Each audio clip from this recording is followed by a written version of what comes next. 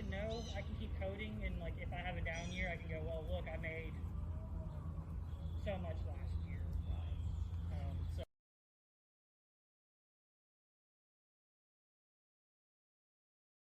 edged items that you can get in and pry, because the bees produce this yellowish, orangish, brownish stuff. It's propolis. It's glue, and they will glue everything down.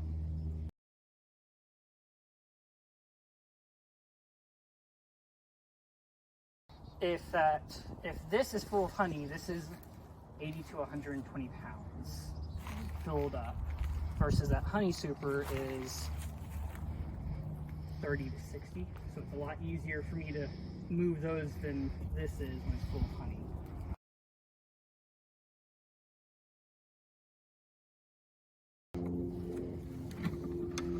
Being very careful, and I'm looking.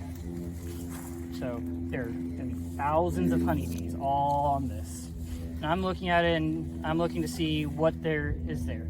Is it honey, pollen, eggs, larvae, any of that? And I'm checking all of that to see how healthy the hive is.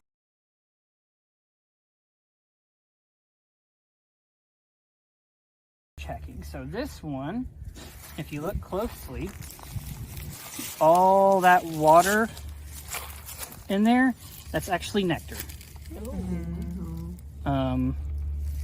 It's just leftover nectar from this hive that I can't use nectar. You've got a little bit more of this dry going through. That's pollen. So nectar is the liquid of the flowers. Honey is condensed. So nectar is the liquid of the flowers. Honey is condensed nectar. Dry it, condense it, and that's your honey.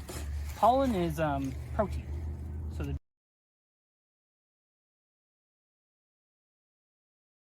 So a bee's lifespan in the summer is about 45 days.